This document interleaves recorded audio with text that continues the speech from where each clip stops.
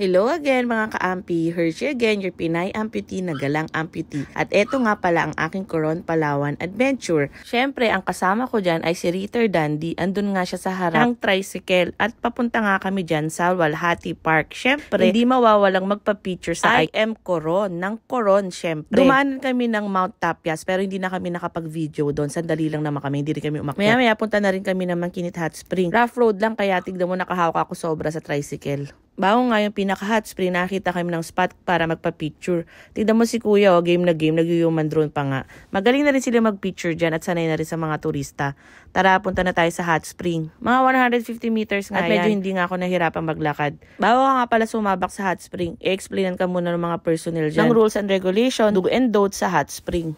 Mabait na rin si kuya driver namin na tricycle. Yan na rin nag-assistant namin dyan. Tapos hinintay na rin niya kami after mga 1 hour nga. Ito na ang kaubuan ng hot spring. Madami pa yung mga stages. Meron yung mainit, mas mainit at pinakamainit. At meron rin pang bata. Marami rin kami mga nakasabay dyan. May mga foreigner pa nga at ang sisexy nila.